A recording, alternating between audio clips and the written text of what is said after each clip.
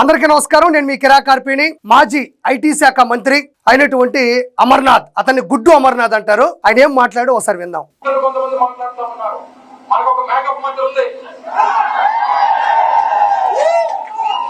ఇక్కడ అమర్నాథ్ చాలా దౌర్భాగ్యమైన మాటలు మాట్లాడాడు. హోమ్ మినిస్టర్ అనిత గారి గురించి రాజకీయంగా మాట్లాడాలి, లేదంటే లోటుపాట్లు ఉంటే మాట్లాడాలి, ఏదైనా అవినీతి ఉంటే మాట్లాడాలి, లేదా అసత్య ప్రచారాలు ఉంటే ఖచ్చితంగా మాట్లాడాలి, అందులో తప్పులేదు. రాజకీయంగా ఎదుర్కోవాలి కానీ మనకి మేకప్ మంత్రి ఉంది అంటున్నారు. అలా మాట్లాడొచ్చా? తప్పు కదా. మేకప్ మంత్రి అంటే అనితా గారి గురించి మాట్లాడేటువంటి మాటల్లో ఎలాంటి తప్పుడు మాటలు మాట్లాడో ఒకసారి వినండి. మేకప్ మంత్రి మరి 2019 నుంచి 2024 మధ్యన మేకపోతు మంత్రి ఉండేది. మేకపోతు మంత్రి ఉండేవాడు ఎవరు?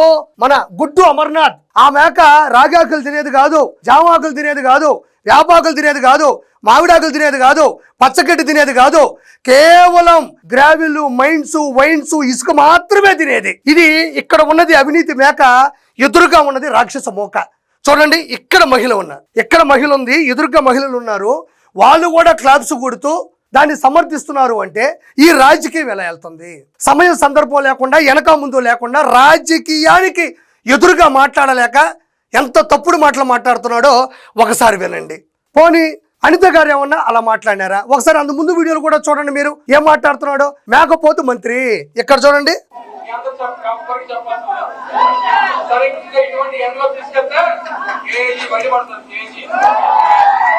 సరిగ్గా ఎండలోకి తీసుకెళ్తే కేజీ మేకప్ బయటపడుతుంది అంటున్నాడు. అంటే తెలుగుదేశం పార్టీలో ఉండేటువంటి అనిత గారు మేకప్ వేసుకున్నారు. అంటే అనిత గారు మాత్రం మేకప్ వేసుకుంటారు.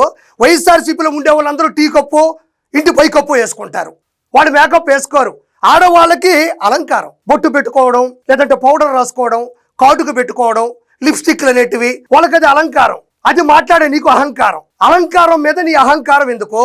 మీ ఇంట్లో కూడా ఆడవాళ్ళు ఉన్నారు కదా, ఒక చెల్లో, ఒక తల్లో, ఒక బంధువులో ఉదయం లేనప్పటి నుంచి సాయంత్రం వరకు కూడా రకరకాల ఆడవాళ్ళు కనబడుతూ ఉంటారు కదా. ఇలా మాట్లాడు ఎంతవరకు సమంజసం అని నేను ఈ రోజు అడుగుతుండా. KG makeup అంటున్నావే.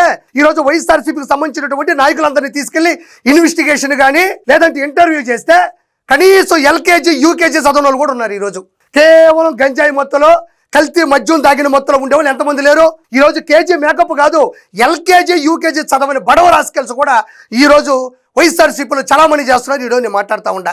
అక్కడ ఏం సందర్భం ఉంది, ఏం సమయం ఉంది, ఎందుకంత తీరిగా మాట్లాడాలి?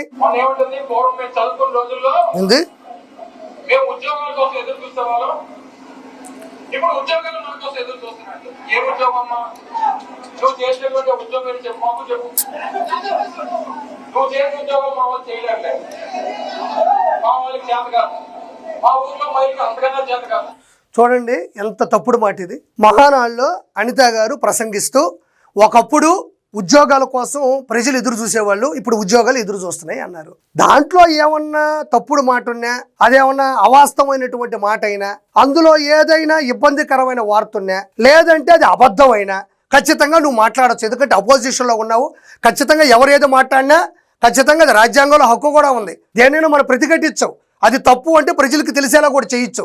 ఇవన్నీ ఎందుకు? ఏం ఉద్యోగాలమ్మా?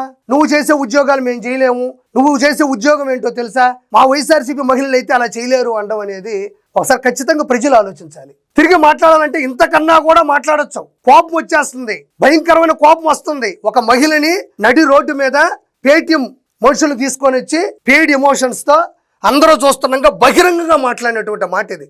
పోనీ మీకు తల్లి ఉంది, లేదంటే ఒక చెల్లి ఉంటుంది, లేదా ఒక పిన్ని ఉంటుంది, లేదా మీ అమ్మమ్మని ఉంటుంది, లేదంటే రోజు కొంతమంది మహిళలు ఉంటారు, నీ బంధువులు ఉంటారు, మీ ఫ్యామిలీకి ఒక వాట్సాప్ గ్రూప్ ఉంటుంది, దాంట్లో రకరకాల మహిళలు మీ వాళ్ళు ఉంటారు. వాళ్ళకి సంబంధించి కూడా ఎవరైనా ఇలా మాట్లాడితే నువ్వు ఊరుకుంటావా? ఊరి మీద ఊరేగుతావు కదా, కత్తో కటారో పట్టుకొని ఇలా మాట్లాడతావు మా ఇంట్లో వాళ్ళ గురించి అని. ఎంత తప్పుడు మాట. ఆవిడేమన్నా నేను ఇలా మాట్లాడిందా? కేవలం రాజకీయంగా విశ్లేషించేటప్పుడు లేదా వివరించేటప్పుడు, వివరణ ఇచ్చేటప్పుడు ఖచ్చితంగా ఎవరే తప్పు చేసినా కూడా ప్రశ్నిస్తారు, ఎదిరిస్తారు. దానికి ఈ మాటలకి ఏమన్నా సంబంధం ఉందా? మనం ఆల్రెడీ గెలిచిన పార్టీ మీద గెలవాలంటే ఇది పద్ధతా? పోనీ ఇలా మాట్లాడటం వల్ల నీకేమన్నా ఓట్లు పడతాయా? అసెంబ్లీలో వల్లభనేని వంశీ ఇలా మాట్లాడటం వల్లే కదా ఈరోజు రాజకీయంగా వైఎస్ఆర్సీపీ పార్టీ ఎంత దిగజారిపోయింది. కొడాలి నాని నారా చంద్రబాబు నాయుడు గురించి, వాళ్ళ కుటుంబం గురించి ఎలా మాట్లాడటం వల్లే కదా. ఆర్కే రోజా పవన్ కళ్యాణ్ గారి కుటుంబం గురించి ఎలా మాట్లాడబట్టే కదా. శ్రీరెడ్డిని పెంచి పోషించి ఎలా మాట్లాడబట్టే కదా. పంచు ప్రభాకర్, పోసాని కృష్ణమురళి ఇలా మాట్లాడడం వల్లే కదా 2019 నుంచి 2024 మధ్యలో సేమ్ ఈ రోజున్న అడ్డదిడ్డంగా నడి రోడ్డు మీద మాట్లాడుతున్నారు. అప్పట్లో ప్రత్యక్షంగా ప్రజలు చూసేటువంటి అసెంబ్లీలో కూడా ఇదే మాట్లాడినారు. అలా మాట్లాడడం వల్లే ఓడిపోయిన మనం ఈరోజు జనం మధ్యలో మళ్ళీ అవే మాట్లాడుతూ వాటినే మనం రెచ్చగొట్టే ప్రసంగాలుగా స్వీకరిస్తూ ఉంటే 151 మీరు ఏమనుకున్నారంటే 151 వచ్చే మనకి 5 అటు ఇటు పోతాయి అనుకున్నారు, కానీ అంటే 2 1ల మధ్య నుండి 5 పోతుందని మీరు అనుకోవాలా. మరి అందుకే కదా పోయింది.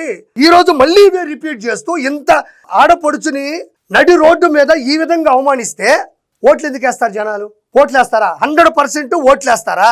అనిత గారు అంత ఈజీగా ఏమి ఈరోజు ఈ స్థాయికి రాలా. ఆవిడ చాలా కష్టపడి ప్రజల్ని ఇష్టపడి పార్టీ సిద్ధాంతాలకి కట్టుబడి ఆవిడ రాజకీయాల్లో దూసుకొచ్చి తన వాక్చాతుర్యంతో, తన వాగ్దాటితో, తన రాజకీయ విశ్లేషణతో, తన నిజాయితీతో ఈరోజు ఓ దళిత మహిళ, ఓ సాధారణ టీచర్ ఈరోజు హోమ్ మినిస్టర్ అయింది. ఎంత కష్టపడి ఉండాలి, రాజకీయాన్ని ఎంత ఇష్టపడి ఉండాలి. తక్కువ వయసులో హోమ్ మినిస్టర్, పాయకరావుపేట శాసనసభ్యురాలు. ఖచ్చితంగా అనిత గారిని మనం ఇన్స్పిరేషన్ గా తీసుకోవాలి, అంతేగాని ఈ విధంగా ఖచ్చితంగా చేయకూడదు. మనకు అవి ఏం తెలుస్తుంది?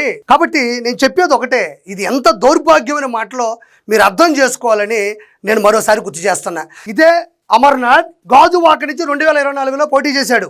అతిపెద్ద మెజారిటీ పల్లా శ్రీనివాసరావు గారిది 95,235. మరి పల్లా శ్రీనివాసరావు గారికి అంత మెజారిటీ వచ్చిందంటే ఆయన మీద ఎంత ప్రేమ ప్రజలకు ఉందో అని ప్రత్యేకంగా చెప్పనక్కర్లేదు. కానీ ఆయనకి అవతల పక్క నిలబడింది ఎవరు? ఎవరికి బ్రతక తెలియదు అనుకుంటా. ఈయనే, ఈ మహానుభావుడు మాజీ ఐటీ శాఖ మంత్రి గుడివాడ అమర్నాథ్ గాజువాకలో పోటీ చేశాడు. పల్లా శ్రీనివాసరావు గారి చేతిలో చిత్తుగా ఓడిపోయినాడు. అత్యధిక మెజారిటీ గాజువాకలో పల్లా శ్రీనివాసరావు గారి రాష్ట్ర వ్యాప్తంగా అయితే నీచాతి నీచంగా 95,235 ఓట్ల తేడాతో ఓడిపోయినటువంటి చరిత్రహీనుడు ఎవరైనా ఉన్నాడు అంటే అది అమర్నాథ్. ఇతన్ని ప్రజలు చీకొట్టిన తర్వాత ఇతను మానసిక వ్యాధితో బాధపడుతూ ఏం మాట్లాడుతున్నాడు అర్థం కాక కష్టపడి పైకి వచ్చినటువంటి అనిత గారి గురించి మాట్లాడినటువంటి అనుచిత వ్యాఖ్యలు ఏ విధంగా ఉన్నాయో మీరే అర్థం చేసుకోవాలి. ఈ రోజు జనాలు ఒకటే అనుకుంటున్నారు, ఇది ఖచ్చితంగా వినాలి. 4-5 మాట్లాడుకుంటుంటే విన్నా. ఇప్పుడు చూడండి, ఈ అమర్నాథ్ మాట్లాడేటప్పుడు అనుచిత వ్యాఖ్యలు అమర్నాథ్ చేస్తున్నప్పుడు అక్కడ ఉన్నప్పుడు ప్రజలు అనుకుంటున్నారు అమర్నాథ్ వెనక భాగంలో వైఎస్ రాజశేఖర రెడ్డి గారు ఇలా ఉన్నారు, ఆయన ప్లేస్ లో మేము ఉండుంటే ఈ అమర్నాథ్ ఈ దౌర్భాగ్యపు మాటలు మాట్లాడేటప్పుడు దవడ మీద మింగుండేవాళ్ళం అని ప్రజలు అనుకుంటున్నారు. నేను కాదు. ఇక్కడ ఉన్నాడు కదా వైఎస్ రాజశేఖర రెడ్డి గారు, ఆయన ప్లేస్ లో మహిళలవి ప్రజలవి మేము ఉండి ఉంటే ఆ దౌర్భాగ్యపు మాటలు మాట్లాడేటప్పుడు ఈ అమర్నాథ్ దవడ మీద మెడ మీద ఒక్కటి మింగుండేవాళ్ళం అంటున్నారు ఈరోజు. కాబట్టి చూడండి ఎంత దారుణమైనటువంటి మాటలు ఇవి. ఇవి ఖచ్చితంగా వెనకేసుకొని రాకూడదు. రాజకీయంగా ఎదుర్కోవాలి, రాజకీయంగా మాట్లాడాలి, నిలదీయాలి, ప్రశ్నించాలి. అంతే తప్ప ఈ విధంగా రెచ్చగొట్టే ప్రసంగాలు చేస్తూ దీన్ని వైఎస్ఆర్సీపీ నాయకుడు అధ్యక్షుడు దీన్ని వెనకేసుకొని రావడం అనేది ఎంతవరకు సమంజసం? సొంత చెల్లిని, కన్న తల్లిని, బాబాయ్ కూతుర్ని వీళ్ళందరికీ అన్యాయం చేసినటువంటి వ్యక్తి బయట ఉండే ఆడవాళ్ళకి న్యాయం చేస్తాడా, వాళ్ళని గౌరవంగా చూస్తాడా అని మరోసారి మీకు ఒకసారి గుర్తు చేస్తూ ఖచ్చితంగా దీని మీద చర్యలు తీసుకోవాలి. దీన్ని వెనకేసుకొని రాకూడదు. మహిళలు పూర్తి స్థాయిలో దీన్ని ఎదిరించాలి, ప్రశ్నించాలి, ఎండగట్టాలని కోరుకుంటూ నేను మీ ఆర్పీని.